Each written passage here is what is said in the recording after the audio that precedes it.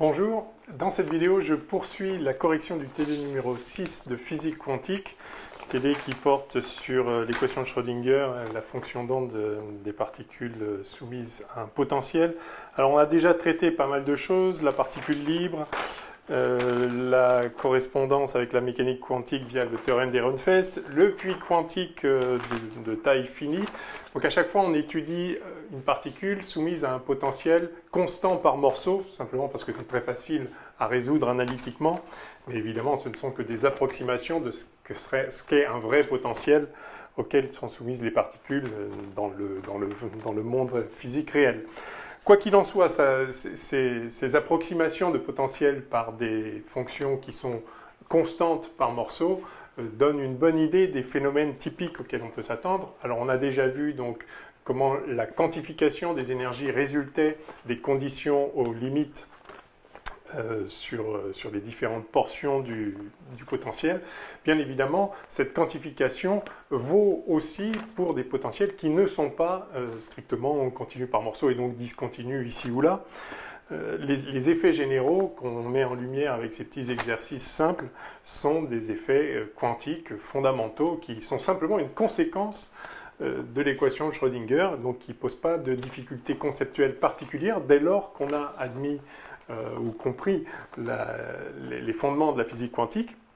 Mais ce sont effectivement des conséquences très intéressantes puisqu'elles sont contre-intuitives généralement et en tout cas elles nous révèlent des propriétés du monde physique que l'on n'aurait pas soupçonnées si on s'en était tenu à l'observation macroscopique du monde sur des objets constitués d'un très grand nombre de particules et pour lesquels ces effets quantiques sont généralement, mais pas toujours, généralement pas manifestes.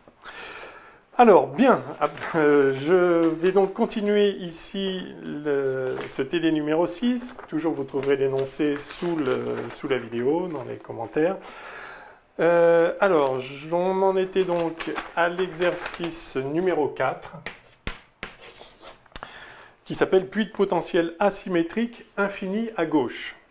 Alors, on se propose d'étudier les états stationnaires d'une particule de masse m, d'énergie E, donc une énergie bien définie. Il n'y a que certains états qui correspondent à une énergie bien définie, ce sont précisément les états stationnaires. Dans un potentiel U de Z, alors bon, ok, on appelle Z la variable cette fois-ci, pourquoi pas, il faut changer, tel que U de Z, alors je vais représenter ce potentiel, U de Z égale l'infini pour Z plus petit que 0, donc voilà, il y a un demi-espace entier dans lequel il n'est pas question pour la particule de pénétrer entre guillemets, c'est-à-dire d'avoir une fonction d'onde non nulle. Donc la fonction d'onde va être nulle strictement ici pour Z négatif, inférieur ou égal à 0 d'ailleurs, elle va être continue, donc en 0 elle sera évidemment nulle également. Et puis donc U de Z est égal à 0 de 0 à petit a, donc voilà, il y a une taille caractéristique petit a, hein, en mètres, c'est une longueur, donc le potentiel vaut 0 ici, et ensuite il vaut U0, alors il s'appelle U plutôt que V cette fois-ci, pourquoi pas, donc ça vaut U0 au-delà de Z égale A, voilà, comme ceci, donc voici le potentiel, et on cherche les états stationnaires correspondant à E entre 0 et U0. Donc cette valeur-là. Voilà, donc évidemment il n'y a pas de solution possible avec E plus petit que 0, mais on cherche s'il peut y avoir des états stationnaires, c'est-à-dire à énergie bien définie, pour une énergie entre 0 et la hauteur de ce puits. Donc un puits asymétrique, infini à gauche et fini à droite. Bien. Alors, écrire l'équation de Schrödinger à laquelle satisfait la particule pour une fonction d'onde de la forme psi de z d de t égale, etc. Écrire l'équation vérifiée versus z. Bon, alors l'équation de Schrödinger, bon, elle est bien connue, hein, comme toujours. Hein. L'idée, c'est que vous avez le Hamiltonien qui vaut P2 sur 2m plus le potentiel. On est à une dimension. Alors, oui, enfin, ce V, il vaut U de... Alors, c'est pas X, pardon, ici, c'est Z, la variable, très bien. Et donc, ça nous donne I, donc si on applique ça à psi, hein, h psi égale... alors l'équation Schrödinger portant sur les quêtes, c'est effectivement IH bar d sur dt psi de t, donc l'état de la particule à l'instant t. Sa dérivée par rapport au temps fois IH bar, c'est donc le hamiltonien, l'opérateur hamiltonien appliqué à psi de t. Alors si on traduit ça en représentation, j'allais dire x, mais en représentation z ici, en représentation position le long de l'axe, on est à une dimension ici, z, donc on va avoir, ça veut dire qu'il va falloir faire appliquer z à cette, le bras z à cette équation, donc z fois, appliqué à ça égale à z appliqué à ça, et donc on a ici IH bar d sur dt de psi de z et de t, d'accord, hein, la fonction d'onde, enfin z appliqué à psi de t, c'est la valeur de la fonction d'onde correspondante au point z, donc ceci, égale à, alors h appliqué à psi de t, donc en représentation z, vous savez que p c'est moins IH bar, alors d sur dz ici, puisque la variable c'est z, donc ça va nous donner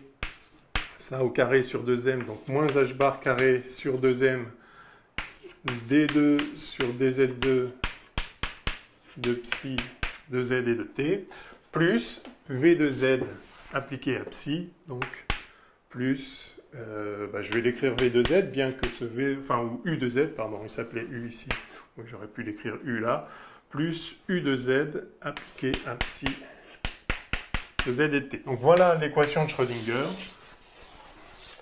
à laquelle est soumise la particule, pardon, enfin la fonction d'onde de la particule.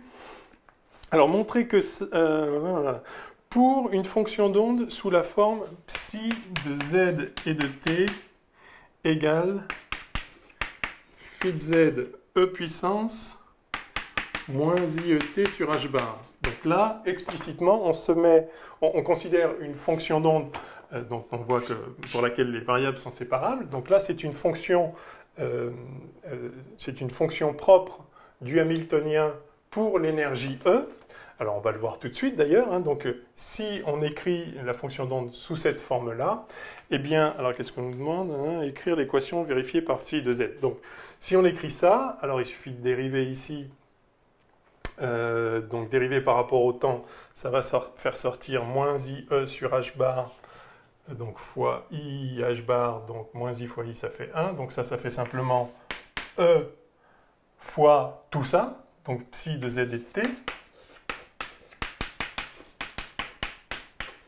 Donc il n'y a pas besoin d'aller plus loin pour voir que cette fonction d'onde est fonction propre de l'opérateur h, h qui agit donc comme I h bar d sur dt, pour l'énergie, pour la valeur propre E. Donc ça, c'est un état d'énergie bien défini E. Et tous les états d'énergie bien définis E s'expriment comme ceci pour un certain phi, et donc on va chercher phi. Donc pour cette énergie, pour cet état stationnaire, on a donc le membre de gauche qui vaut ça, d'accord? C'est-à-dire E fois psi de z et de t, et puis on a ici, donc il suffit de dériver 2 fois par rapport à z, donc évidemment ça ne dépend pas de z, il va juste sortir le phi seconde de z ici, donc moins h bar carré sur 2m phi seconde de z, tout simplement, fois e puissance moins i e t sur h bar, et puis plus u de z psi, donc à nouveau plus u de z, alors cette fois, phi de z, e puissance moins i e t sur h bar.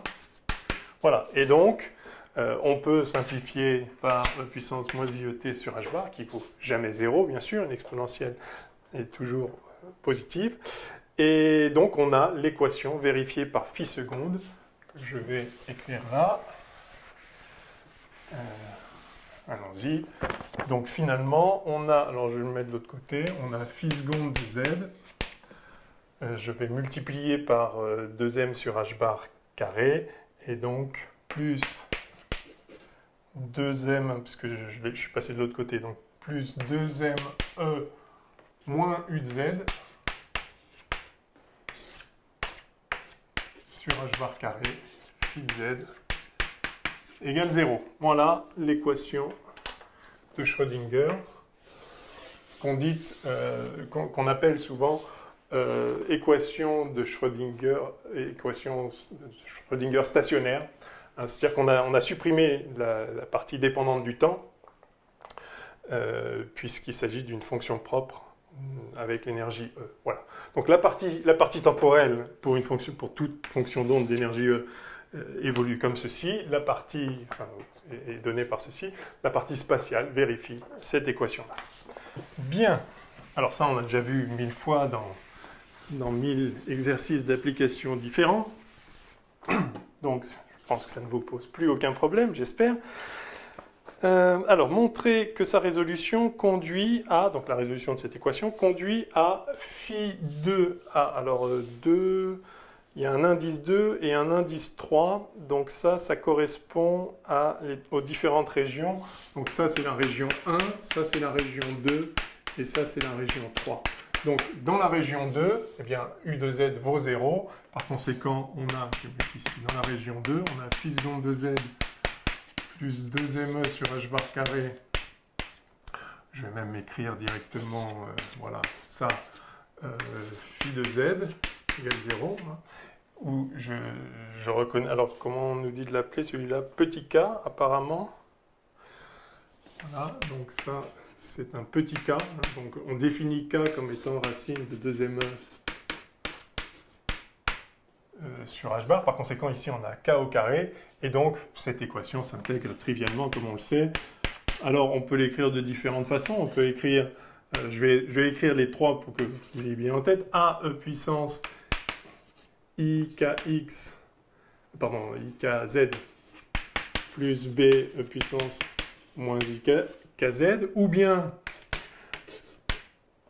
A, cos KZ, enfin alors A' plus B' sin KZ, ou encore A seconde cos KZ plus, alors je ne vais pas mettre phi, je vais l'appeler alpha.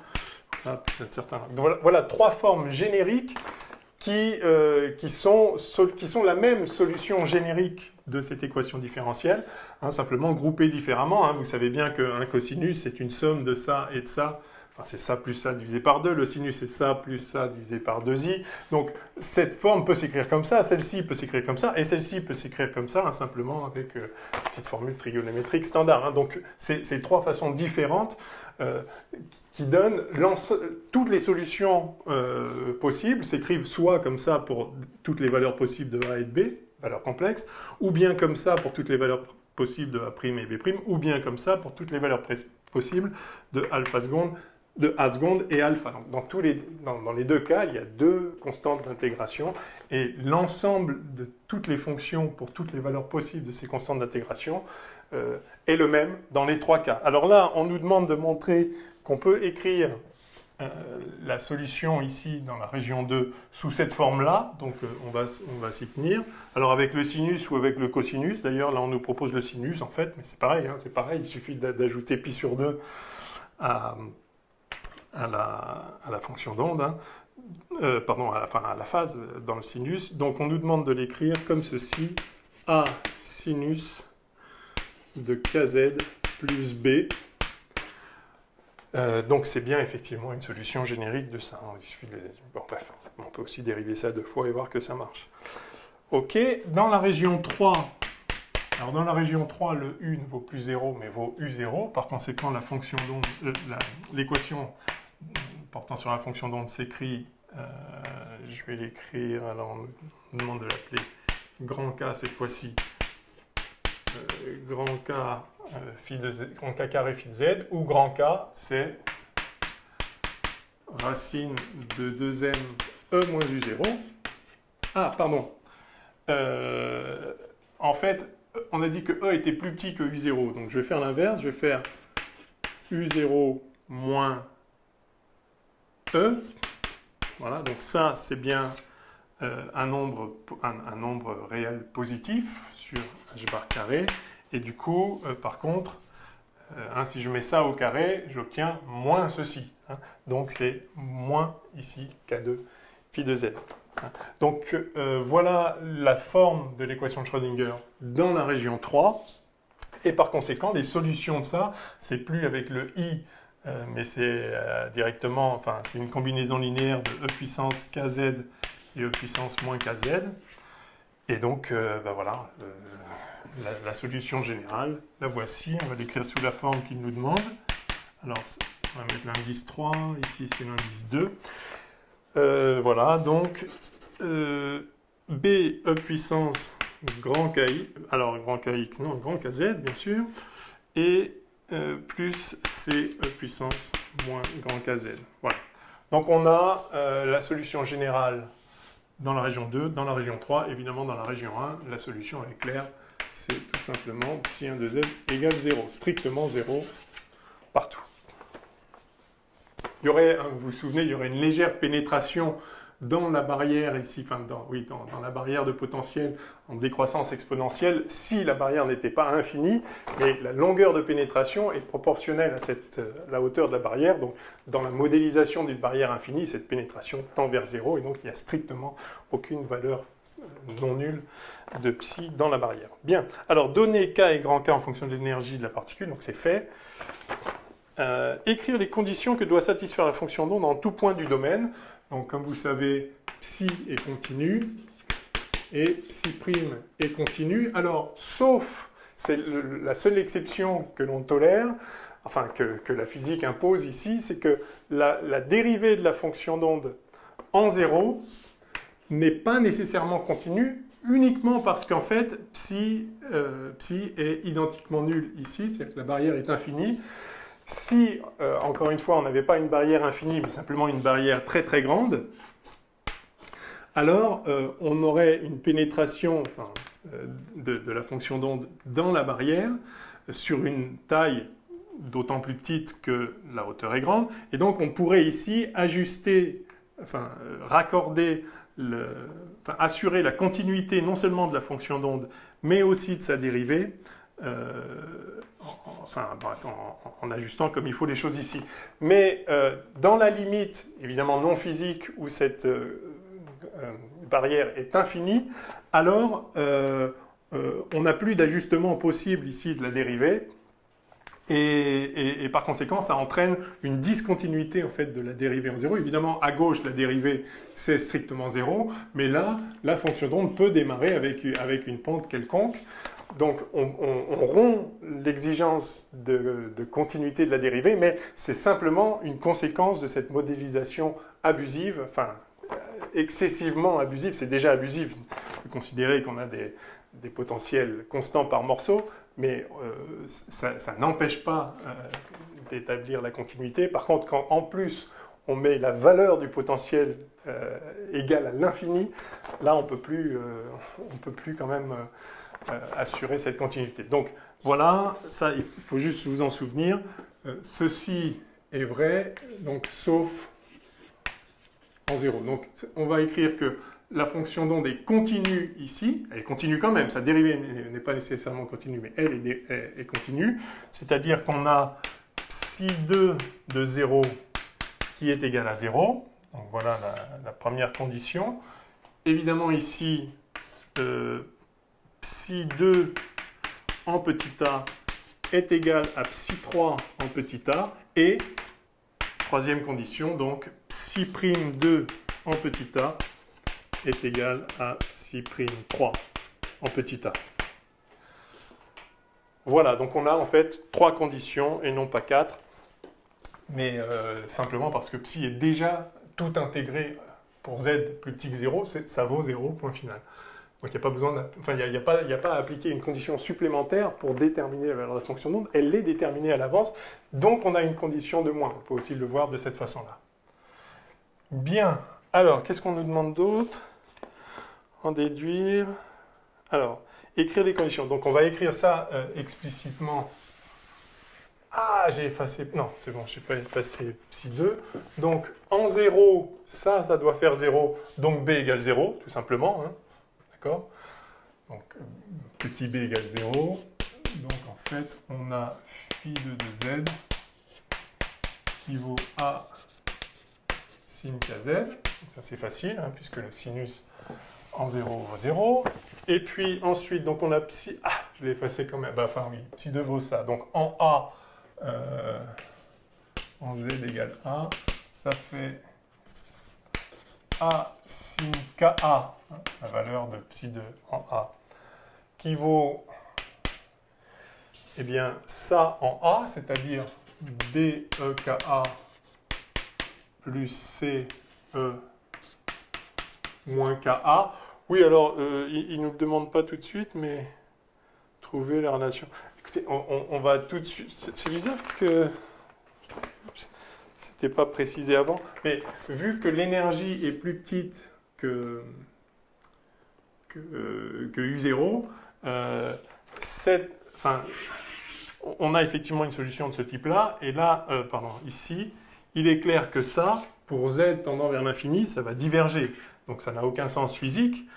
Plus exactement, la physique impose que parmi toutes les solutions possibles de l'équation de Schrödinger dans cette région-là, en fait, toutes celles qui ont un B non nul sont exclues, hein, puisqu'on ne pourrait pas normaliser la fonction d'onde. Donc, en fait, B égale 0, indépendamment des conditions limites. Donc, si B égale 0, je vais l'écrire directement. Enfin, ouais. Je peux l'écrire comme ça. Phi 3 de Z égale, que disais-je, B, donc il reste que C, en fait, E puissance moins KZ, hein, donc avec une exponentielle décroissante ici, à l'intérieur de la barrière, comme on y est habitué maintenant. Donc, si psi 3 vaut ça, en A, ça vaut C, E puissance moins KA. Je ne sais pas pourquoi on ne nous le demande pas explicitement. Bref, ok, donc, et alors maintenant la dérivée, la continuité de la dérivée, donc phi 2', ça fait évidemment A fois K fois cos kz, et donc en A fois cos Ka. Et pour la fonction dans la région 3, ça fait moins K grand K, enfin moins K grand C, pardon, E puissance moins Ka.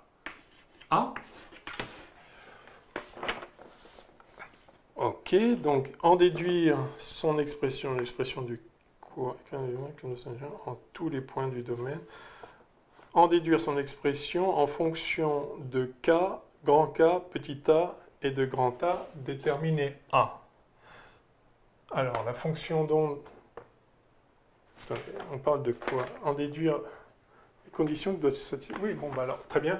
Ok, donc on a ça et ça. Alors de là, on va tirer simplement que C sur A, si on a le droit à A, si on fait ça sur ça, par exemple, on va avoir tangente KA. Alors ça sur ça, enfin il y a un K en dessous que j'oublie pas, qu'on va remonter là. Ça va être moins, donc K sur K.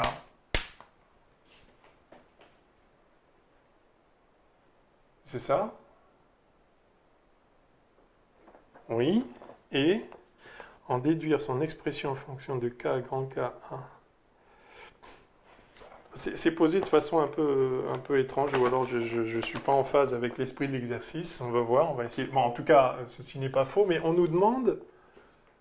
Oui, on nous demande C... Je ne comprends pas. En déduire l'expression de la fonction d'onde en fonction de K, grand K, petit a et a. Oui, d'accord. Donc on veut en fait, on veut éliminer grand C, par exemple par ici. Bon, ok. Bon, ça me paraît un petit peu... Bon, bref, ok. Alors donc, la fonction d'onde dans la région 2, ça convient comme expression, puisque ça n'utilise que les grandeurs qu'on nous accorde d'utiliser. Et dans la région 3, donc on va écrire phi 3 de Z égale donc ça, et donc on veut tout écrire en fonction de A et des autres choses. Donc on va juste écrire que C E puissance, que C c'est donc A sinus Ka fois E puissance grand Ka, donc ça fait A sin Ka E puissance grand K facteur de A moins Z, ou moins grand K facteur de Z moins A, plutôt plus joli comme ça, hein, parce qu'on voit l'exponentielle décroissante quand Z va au-delà de A. Hein. De toute façon, ça c'est dans la région où Z est plus grand que A. Voilà, donc on l'a écrit comme ça. Je pense que c'est ça qui était demandé dans l'exercice. Bon, soit. Alors, et maintenant, déterminer grand A. Ah, alors, comment déterminer grand A? Évidemment, grand A, c'est une normalisation globale.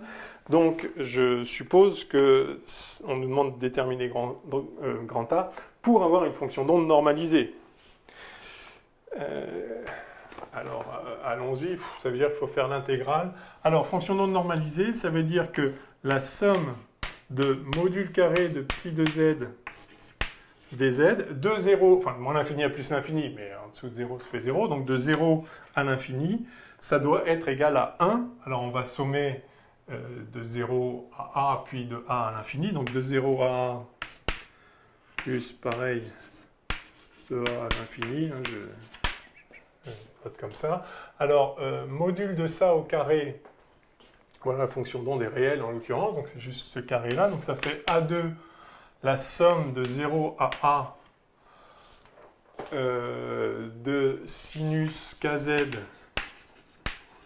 au carré, dz. Donc ça, alors le sinus carré,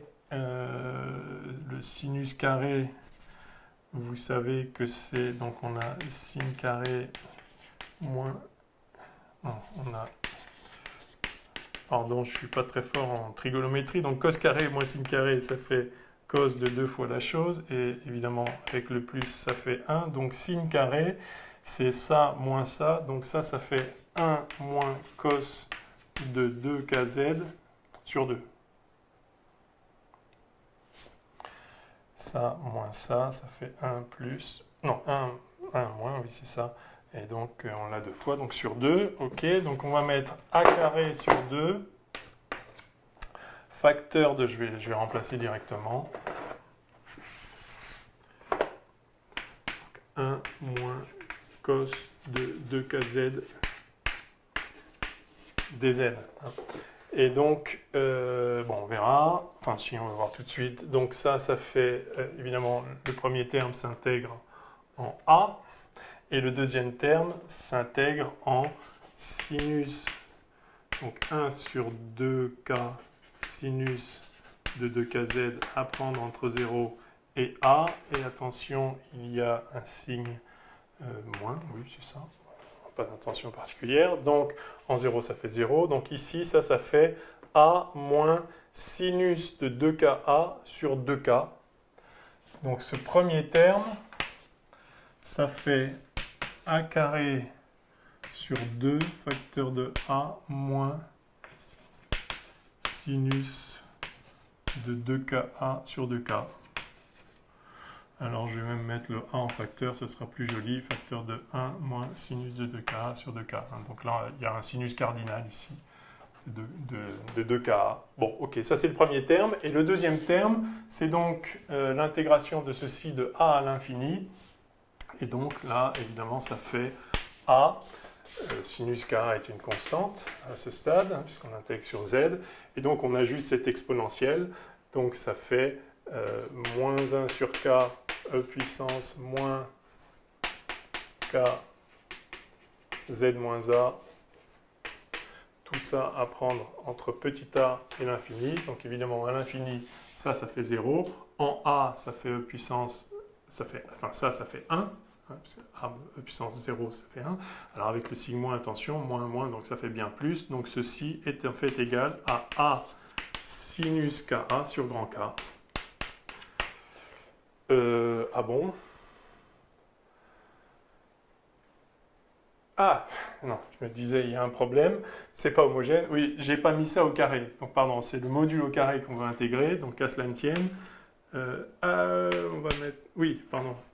Ah oui, j'ai dit c'est réel, sauf la constante qui peut être complexe. Hein. Donc la constante, il faut bien la mettre quand même en module. Ceci dit, on a une liberté de phase à la fin, donc ça ne va pas être gênant, mais enfin, soyons rigoureux à ce stade. Donc, module de a carré sin k a carré sur, alors c'est le carré de ça qu'on veut, donc si c'est le carré de ça, on a un 2 là.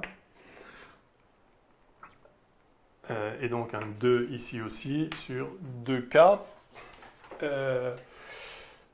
sur 2K. Oui, bah c'est ça, c'est bien homogène avec ça. Ok. Alors, si je récupère les morceaux, je ne suis pas trompé, hein, non, c'est ça, sinus de sur 2K, ouais. Ok, donc finalement, on a,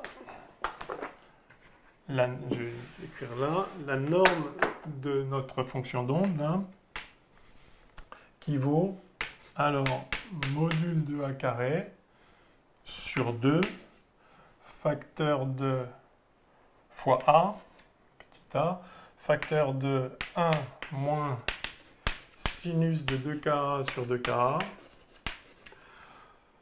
plus sinus carré de Ka sur 2 grand Ka. Bon, bah voilà. Et donc ça, c'est égal à 1.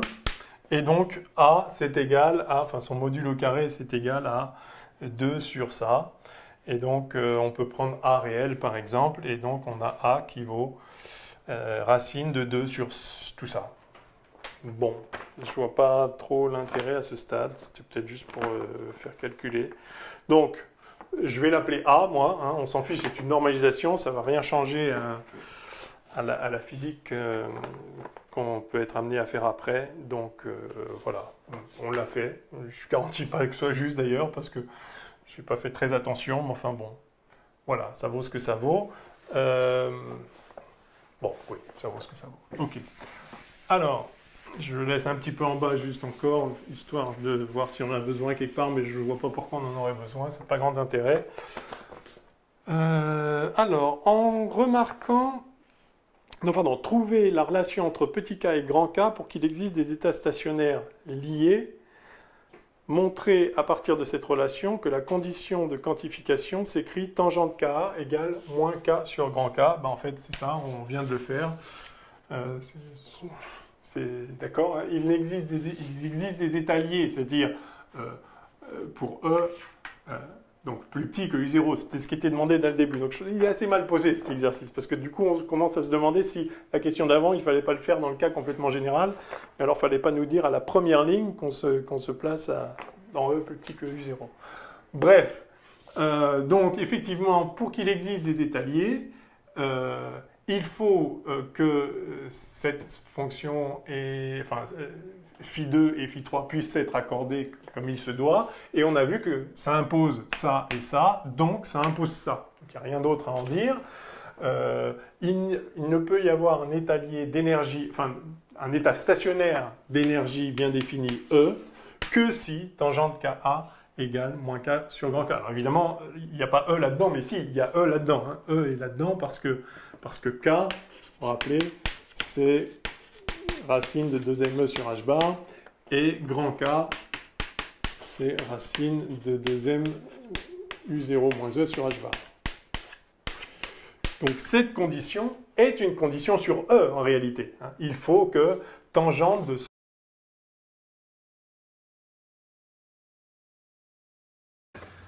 Oui, alors je reprends, il y a eu une saturation de la mémoire, donc j'ai dû couper, enfin ça s'est coupé tout seul. Je reprends ici, alors je reprends à peu près où ça s'est coupé. On avait obtenu donc comme condition pour qu'il existe une fonction d'onde d'énergie bien définie E, c'est-à-dire un état stationnaire d'énergie E plus petit que U0, on avait obtenu la condition, qui était simplement fixée par le raccord de la continuité de la fonction d'onde et de sa dérivée au saut de potentiel, et qui était celle-ci. Donc voilà la condition, et j'ai réécrit ici ce que valait petit k et grand K. Alors je reprends donc, en fait on nous demande de trouver des solutions, en fait, par une méthode graphique. C'est souvent le cas, parce que analytiquement, c'est pas quelque chose qui se résout facilement, ça, mais enfin, graphiquement, on peut voir assez simplement, au moins qualitativement, ce qui se passe. Alors, on nous demande de remarquer que K2 plus grand K2 est égal à R2 pour une certaine valeur de R, alors qu'on va le déterminer tout de suite. Donc K2, petit K2 plus grand K2, à l'évidence, ça fait 2ME sur h bar carré plus 2M U0 moins E sur h bar carré. Et donc effectivement, quand on fait la somme, E disparaît et il reste simplement 2M U0 sur h bar carré. Donc effectivement, ceci est une constante. Évidemment, ça dépend de la hauteur du potentiel, mais c'est fixé dans une situation fixée. Et donc ça, c'est bien R carré avec grand R qui vaut donc racine de 2M U0 sur h bar, hein, qui est donc évidemment de même dimension que petit a et grand K. C'est un nombre d'ondes. Hein, donc ça, c'est l'inverse. C'est l'inverse d'une longueur. Hein. Alors, donc on nous demande de remarquer ça, très bien, c'est fait, et ensuite proposer une résolution graphique qui permet de trouver les solutions, ok, et donner la condition sur U0 pour qu'il existe au moins un étalier, c'est-à-dire au moins une solution à cela. Alors, c'est toujours un petit peu la même chose, on veut donc trouver des valeurs de K enfin, des valeurs de E en fait, hein, parce que c'est l'énergie qui est cachée là-dedans, puisque par là, d'accord. Il faut trouver une valeur de l'énergie telle qu'on est à la fois ça, puisque sinon on n'a pas de fonction d'onde qui fonctionne, et ça, puisque ça c'est toujours vrai. Donc en fait, on va chercher l'intersection, on va se mettre dans un plan K grand K par exemple, et on va chercher l'intersection entre l'ensemble des points définis par cette relation et l'ensemble des points définis par cette relation. Alors l'ensemble des points définis par cette relation, comme ça on aura à la fois ça et à la fois ça, d'accord? Donc l'ensemble des points définis par cette relation, à l'évidence dans ce plan-là, c'est le cercle de rayon R. D'accord? Alors sauf que petit k et grand K sont tous deux positifs, donc on peut se limiter en fait enfin, on doit se limiter au quart de plan supérieur droit ici, hein, puisque K et petit k et grand K ne sauraient être négatifs, bien sûr, par notre écriture. Donc ça, c'est le premier ensemble de points. Et le deuxième ensemble de points, alors on va réécrire ça de façon un petit peu différente. On va dire qu'on a ici tangente KA qui vaut... Alors... on va faire ça. Je vais écrire grand KA qui vaut moins KA sur tangente KA. Je remets une longueur ici de façon à travailler avec des grandeurs sans dimension. D'ailleurs, je devrais le faire là aussi. Mais enfin, on n'est pas obligé. Hein. C'est voilà, juste esthétiquement un peu plus agréable. Là, donc, il s'agit... Donc là, on a tracé l'ensemble des points là. Il s'agit de tracer maintenant ceci. Alors... donc ça, donc je vais réécrire encore moins KA cotangente KA. Et donc, si vous vous souvenez du graphe de la cotangente, c'est juste donc, oui, l'inverse de la tangente. Donc la tangente, c'est un truc qui vaut 0 en 0 et qui vient diverger ici en pi sur 2. Et évidemment en pi sur 2, et puis c'est périodique de période pi. Hein, donc ça vaut 0 en 0, ça vaut 0 en pi, 3 pi sur 2. Alors la cotangente, c'est donc l'inverse de ça. Hein, donc quand c'est 0 par valeur positive, ça tend vers plus l'infini. Quand c'est l'infini, donc en fait, voilà, c'est quelque chose qui fait ça. Et puis, et voilà, c'est évidemment périodique aussi, hein, de même période. Donc voilà la cotangente. Et ici, on a moins la cotangente, c'est-à-dire en fait, ça, moins la cotangente, d'accord? Donc c'est juste la réflexion par rapport à l'axe ici. Hein, donc voilà moins cotangente. Alors là, on n'a pas moins cotangente, on a moins la variable fois sa cotangente, mais alors voyons comment ça se présente. Je vais faire un dessin à côté. La variable fois sa cotangente, donc à nouveau on a 0, on a donc c'est en pi sur 2 que ça passe par 0, puis en pi ça diverge ici, et puis en 3 pi sur 2 ça repasse par 0, en 2 pi ça diverge, d'accord? Donc par rapport à... Enfin, je vais tracer d'abord moins la cotangente, la voici, et donc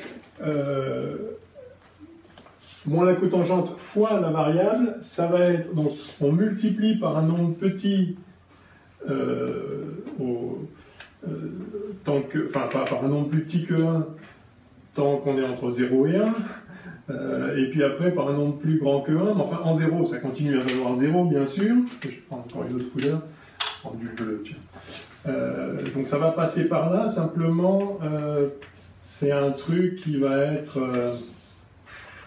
donc on multiplie, en fait, on multiplie la valeur ici par plus que 1, et puis là, donc ça a un peu la même forme, puis là on multiplie, en fait, plus on va loin, plus on multiplie par une grande valeur, donc plus l'asymptote sera toujours la même, mais on va l'atteindre en fait, enfin, on va aller plus vite, plus haut, donc on va se rapprocher de courbes de plus en plus verticales, mais pour l'étude qualitative qu'on veut faire ici, ça ne va pas changer grand-chose. On a donc, enfin c'est-à-dire, bon, c'est un truc, enfin on a une série de branches qui partent de moins l'infini et qui vont à plus l'infini, avec une période de pi comme ceci, et qui passent par 0 en pi sur 2, 3 pi sur 2, 5 pi sur 2, etc. Donc voilà l'allure, voilà l'allure. En gros, on a des branches comme ça. Et la question, pour qu'il y ait donc des solutions stationnaires d'énergie E plus petite que 0, donc qui vérifient toutes ces conditions, il faut que ces branches-là verticales intersectent, les solutions sont les points d'intersection entre ces branches verticales et ce cercle-là, et par conséquent, la question de savoir s'il y a des solutions et combien il y en a,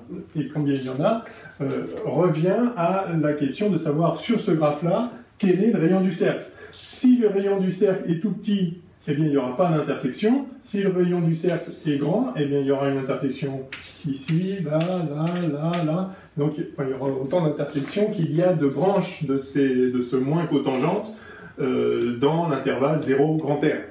Donc c'est aussi simple que ça.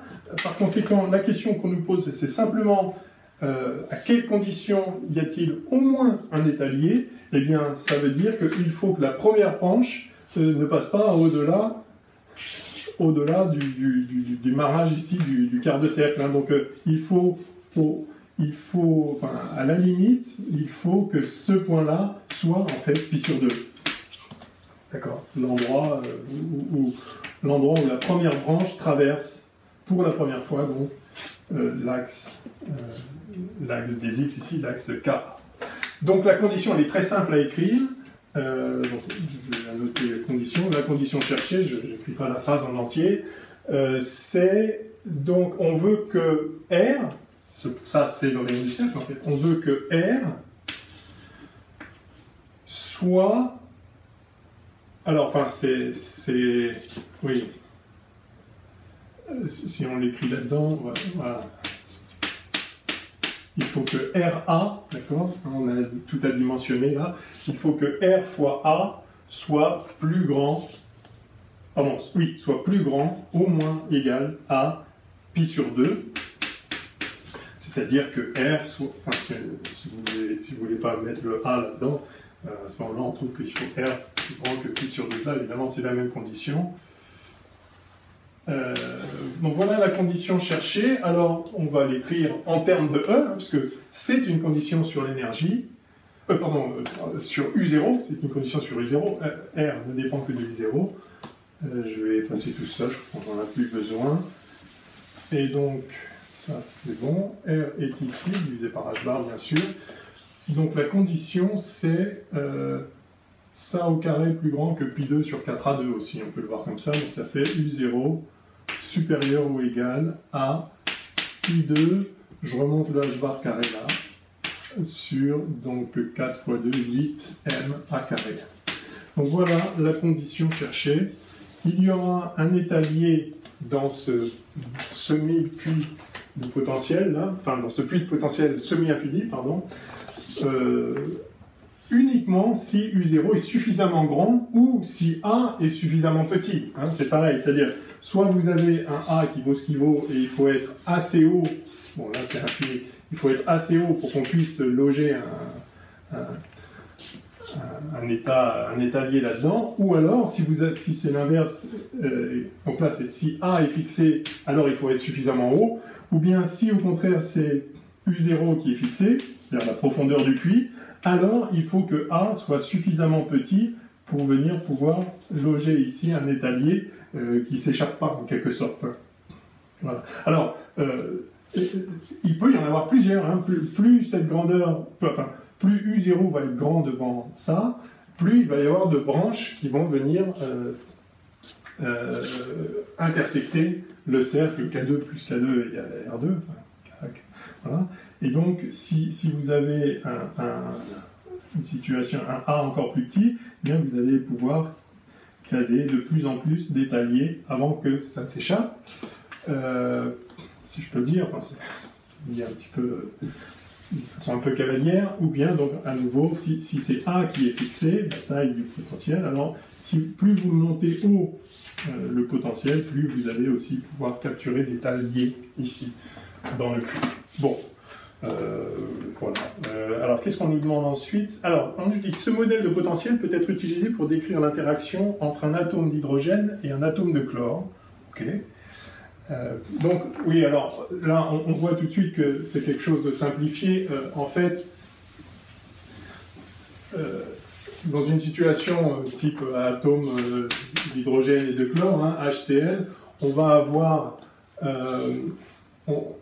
en fait, ceci est une simplification à une dimension d'une situation à 3D, c'est-à-dire que H peut se déplacer autour de Cl, l'inverse, enfin, la molécule peut s'orienter dans toutes les directions, et donc on s'intéresse ici vraisemblablement qu'à la distance entre les deux atomes, hein, c'est-à-dire que ça, c'est en fait une variable R en représentation sphérique, hein, donc c'est une façon de traduire à une dimension une situation sphérique. Alors, en réalité, bien sûr, en physique quantique, il faudrait traiter ça de façon sphérique. Il y a des aspects géométriques qui font que une dimension sphérique ou une dimension linéaire à une dimension, c'est pas tout à fait pareil. En particulier, le moment qu'on avait la P associé à cette variable-là, on l'a écrit, donc mon I h bar D sur dz. Si on est à 3 dimensions, il faut prendre en compte la géométrie à 3D, donc c'est juste une modélisation un peu rapide pour voir les effets typiques et les ordres de grandeur. Et enfin bon, ça donne justement les ordres de grandeur. Alors, voyons ce qu'on nous propose. Donc, voilà pourquoi, pour z plus petit que 0, le potentiel est infini, on peut pas, parce que en fait, cette variable-là cache la variable R, on peut pas être... Enfin, R ne peut pas être plus petit que 0, d'accord, en coordonnées sphériques. La distance minimale, c'est 0. Donc, je présume que c'est ça que représente en quelque sorte ce potentiel. Encore une fois, c'est simplifié, c'est pour étudier globalement des effets quantiques. Alors, donc, voilà, ce modèle de potentiel peut être utilisé pour décrire l'interaction entre un atome d'hydrogène et un atome de chlore, qui forment la molécule HCl. Dans ce cas, U0 égale 4,43 électronvolts, ok, représente l'énergie potentielle de liaison de cette molécule à la distance interatomique typique petit a égale 0,13 nanomètres. Donc 0,13 nanomètres, hein, ça c'est-à-dire, ça fait 1,3 angstrom, donc c'est effectivement la taille typique, hein, comme vous le savez, angstrom, taille typique de distance interatomique. Donc voilà, c'est ce qu'on nous dit. Donc, ok, alors ça pourrait varier éventuellement. Enfin bon, on nous donne ces valeurs-là. Alors, en fait, on va nous demander s'il y a un étalier pour cette molécule, je présume. Sachant que le numéro atomique du chlore est ZCl égale 17, n'est-ce pas? Justifier le fait que l'on peut considérer que l'atome de chlore est fixe. Oui, alors là, c'est simplement, de la mécanique toute bête, hein, c'est-à-dire que là, on a 1, alors c'est pas tant le numéro atomique qui est intéressant, c'est pas Z, c'est A en fait. On va comparer les masses des deux, hein. Quand vous avez un système à deux corps, s'il y en a un qui est beaucoup plus lourd que l'autre, eh bien, vous pouvez vous mettre dans le référentiel du centre de masse, et le référentiel du centre de masse, c'est grosso modo le référentiel de la particule la plus lourde, hein, si l'autre est de masse négligeable. Alors, c'est pas tellement 17 qui compte, c'est le A du chlore. Alors, vous savez tous que le chlore a 2 isotopes, non? Stables, qu'on trouve fréquemment dans la nature. Enfin, il me semble me souvenir de mes vieux cours de chimie. 35 et 37, si je ne m'abuse, quelque chose comme ça. Enfin, en tout cas, beaucoup plus que 1, et donc effectivement la masse de l'atome de chlore est bien plus grande que la masse de l'atome d'hydrogène, donc on peut considérer que le chlore est fixe, donc il va être là, et puis l'atome d'hydrogène, lui, il peut être éventuellement, enfin, il peut se déplacer autour, s'éloigner, bon, tourner, mais on se met à une dimension. Enfin bon, encore une fois, cette modélisation, moi bon, je n'ai pas tellement à la commenter, on va simplement répondre à la question, et puis on va voir ce qu'on nous demande. Alors, justifier le fait que l'on peut considérer que l'atome de chlore est fixe, bon, ok, c'est le rapport des masses, je pense que c'est ça qui est demandé. Justifier physiquement la forme du potentiel modélisant la molécule HCl. Bon, bah, oui, alors, donc je l'ai déjà un peu fait, en fait, c'est ça, c'est que, en gros, ça traduit une distance entre les deux atomes qui est radiale, donc le R peut pas être 0, peu plus petit que 0. Et puis, alors, pourquoi il y a ce saut-là? Oui, alors, l'idée, c'est que, donc, en fait, il faut se souvenir comment fonctionnent les liaisons de covalence. Vous savez que il y a une mise en commun d'électrons, enfin, on peut faire un modèle plus précis, mais il y a une mise en commun d'électrons entre H et Cn. En gros, Cn lui en manque un pour compléter sa couche, et lui aussi, et donc chacun en prête un à l'autre, et donc tout le monde est content. Donc, ça veut dire que lorsque les deux atomes sont suffisamment près pour que ce partage d'orbital se passe dans des conditions, enfin bon, ait lieu dans des conditions énergétiquement favorables, eh bien, c'est favorable énergétiquement. Maintenant, si les deux atomes s'éloignent de trop, alors ils ne peuvent plus partager leurs orbitales, et par conséquent, c'est moins favorable énergétiquement. Et donc, voilà, si les deux atomes sont plus proches l'un de l'autre que petit a, alors ils vont pouvoir mettre en commun leurs électrons, et donc ça, c'est énergétiquement favorable. Et par contre, s'ils sont loin, c'est moins favorable. Alors, on aurait pu le représenter comme ça, en fait, le potentiel peut-être serait été plus clair. S'ils sont loin, donc avec un moins U0 ici, en fait, un potentiel qui, au-delà de petit a, n'est plus rien, c'est-à-dire qu'il n'y a pas d'interaction entre les deux atomes s'ils sont loin. Par contre, s'ils s'approchent suffisamment, alors c'est énergétiquement favorable, et donc ça fait diminuer l'énergie. Hein. Donc ce serait plutôt ça, mais ceci c'est simplement une renormalisation. On a mis le fond du potentiel à 0. Vous savez que c'est défini à une constante près, donc la situation physique est exactement la même, moyennant simplement un shift, un décalage global. Si le potentiel U de Z, vous ajoutez U de Z plus V0, enfin là ça aurait été moins U0, on passe de là à là, mais ça ne change pas évidemment les solutions physiques. Bien. Donc voilà grosso modo la justification de ce potentiel. S'ils sont suffisamment proches, les deux atomes, alors ils peuvent mettre en commun un électron et donc procéder à cette liaison de covalence qui est énergétiquement favorable. Puis, s'ils sont loin, après, s'ils sont plus loin ou beaucoup plus loin, ça ne change rien. Soit ils interagissent, soit ils n'interagissent pas. Là, ils n'interagissent plus, là, ils interagissent. Et là, évidemment, c'est une zone exclue géométriquement. Alors, donc justifier physiquement, hein. Montrer que l'application numérique conduit à une valeur de RA grand devant 1.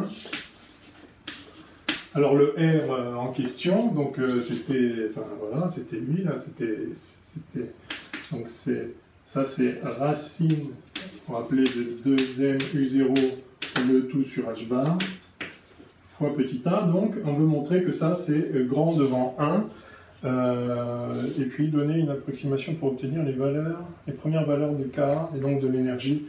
Donc j'ai peut-être effacé trop de choses pour ça. Alors, eh bien, on va le faire. Hein. RA. Alors, ça, ok. La masse. Alors, c'est la masse de qui, ça? C'est la masse.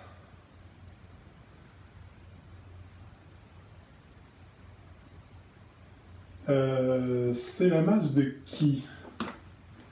C'est la masse Alors, je réfléchissais à la masse de l'électron qui est mis en commun, ou c'est la masse... Non, ça, là, non, l'électron n'est là que pour justifier qu'il y a un avantage énergétique. Donc, il est là en quelque sorte. Donc ça, c'est bien la masse de l'atome qui bouge, qui pourrait s'éloigner ou pas. Et donc, compte tenu de ce qu'on a dit, c'est en fait l'hydrogène qui est considéré ici comme la particule variable qui peut être loin et donc se trouver à une énergie comme ça, ou être proche et donc avoir un gain d'énergie pour le système global. Hein. Donc c'est lié au fait qu'on suppose que le chlore, lui, il est là, c'est lui qui constitue le potentiel dans lequel H évolue, hein, tout simplement en raison du fait qu'il est beaucoup plus lourd. Alors, du coup, cette masse, c'est la masse du proton, d'accord? Donc, alors on va l'écrire, on va calculer à peu près, je n'ai pas de calculette, 2 fois la masse du proton. Vous vous souvenez que c'est, alors c'est 938 MeV, mais donc ça fait 6. Alors, la masse de l'électron, c'est 9, 10, -31, et le proton, c'est à peu près 2000 fois plus, hein, 1900 et quelques fois plus. Donc 2000 fois ça, ça fait 1,8. 10-27, c'est ça, oui, je crois que c'est 1.6, 10-27, quelque chose comme ça de mémoire.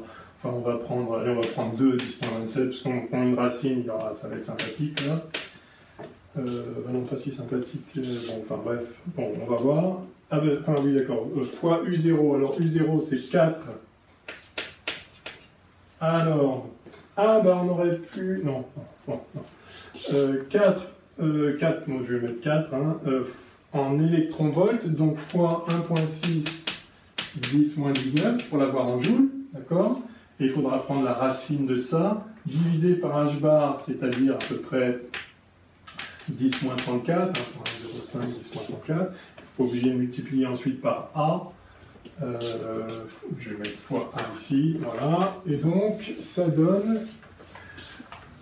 on a dit 4 fois, et ça fait 6,4 fois 4, donc c'est soit 256, donc, et puis là, 27 et 19, ça fait 46, donc 10 moins 46, et il y a à peu près 250, racine de 250, bah justement, 4, ah non, est-ce que je fais que, non, j'ai une bêtise. Là, on a 6.4. Qu'est-ce que je fais? Là, on a 6.4 fois 4. C'est ça qui fait, on va dire, à peu près 25, puisqu'on veut la racine. Donc, la racine de ça, ça fait donc 5, 10, moins 23. 5, 10, moins 23, fois 10 puissance 34. Donc là, on a du 10 puissance 11, on a 5, 10, 11. Effectivement, alors fois petit a, non, attention, petit a, c'est 1.3, 10, moins 10. Hein. Et donc, ça fait quand même, si on ne s'est pas trompé, mais ça me paraît pas mal, ça va faire, donc 5 fois 1.3, ça fait 7,5. 6,5 pardon, et donc ça ferait x 10 ici, hein, donc à peu près 65, bon, aux erreurs près, mais enfin quelques dizaines en tout cas, donc quelques dizaines, alors que ça, et donc il faut comparer ça à pi sur 2, alors pi sur 2, 3 pi sur 2, 5 pi sur 2, etc. Donc dans notre intersection là, on a un rayon, donc on a des branches verticales ici qui coupent, qui passent à pi sur 2, 3 pi sur 2, 5 pi sur 2, etc. Et on a un rayon, notre rayon R, qui fait donc 65. Donc, 65, ça fait combien de fois pi 65? Ça fait à peu près 20 fois pi. Donc, il y a 20 étaliers, comme ça, c'est ça que ça voudrait dire. Enfin, un peu moins quand même, j'exagère. Peut-être 15. Bon. Quelque chose comme ça. Donner une approximation pour obtenir les premières valeurs de Ka de l'énergie. Ah oui. Alors, donc, ça, c'est aussi intéressant de voir. Donc, à nouveau, la résolution complète de l'équation tangente Ka égale moins K sur grand K, hein, qui donne l'énergie. On l'a géométriquement et on a vu que ça correspondait à l'intersection de cette branche-là avec le cercle, celle-là avec le cercle. Enfin, chacune de ces intersections-là donne une valeur possible de Ka, c'est-à-dire un des niveaux d'énergie liés de cette molécule. Mais comme on a R qui est grand, en tout cas pour les premières valeurs, on est très haut ici, hein, par rapport à la largeur de pi sur 2 ici, donc ça veut dire qu'on est déjà quasiment en fait à l'asymptote. D'accord ? Bon, mon dessin est très mal fait. Et si je le réécris là... Oups, pardon. Si je refais grosso modo le dessin... On a une asymptote en pi, une autre en 2pi, une autre en 3pi. En fait, le rayon du cercle est bien plus grand que ça, en fait, c'est ça qui est intéressant. Bon. 5pi, etc. Ah, oui, essayer d'être un peu plus propre, excusez-moi. Donc, pi, 2pi, 3pi, 4pi, etc. Et donc, la forme de la courbe, donc ça, ce sont les asymptotes, donc c'est quelque chose qui fait un truc comme ça, là c'est quelque chose qui fait aussi un truc comme ça. Donc, le truc c'est que et pareil, hein, le truc c'est que le rayon grand R fois A est tellement grand que les points d'intersection correspondent quasiment à l'asymptote. En tout cas, c'est une bonne approximation. Parce que ça monte très très vite, ça diverge évidemment. Hein. Donc les points d'intersection qui sont ceux-là, tac, tac, tac. Alors pas quand on s'approche, quand on va très loin là, mais pour les premières valeurs, et c'est ce qu'on nous demande, on peut vraiment considérer que cette abscisse-là, je vous rappelle que cette abscisse c'est KA, eh bien, elle est égale pour le point d'intersection à, en fait, donc à n fois pi. Donc pour les premières valeurs de n, pour n, les premières par rapport à 60, hein, donc au moins pour les 10 premières, même pour les 30 premières, hein, sans doute, hein, parce que ça monte très très vite. Donc voilà, je sais pas, de 1 à beaucoup. Bon, enfin en tout cas c'est ça qu'on nous demande, hein, une approximation pour les premières valeurs de Ka, donc ce serait K égale NP, et donc ça correspond à quelle énergie? On va finir là-dessus.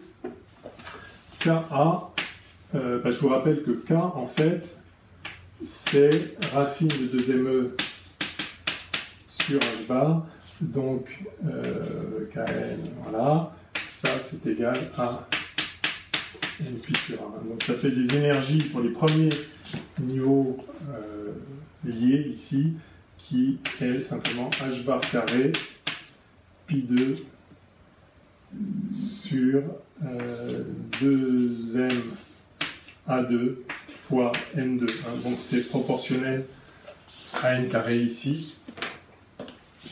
Et donc le premier, le suivant est pour la valeur 4, et puis 9, et puis 16, etc. Bon. Voilà, je crois que ça clôt cet exercice. Je vais voir si j'ai le temps, on va entamer le suivant, sinon ce sera pour la prochaine fois. Je vais couper la vidéo là, et puis je vois si je reprends. En tout cas, à la prochaine pour la suite de cette correction. À bientôt.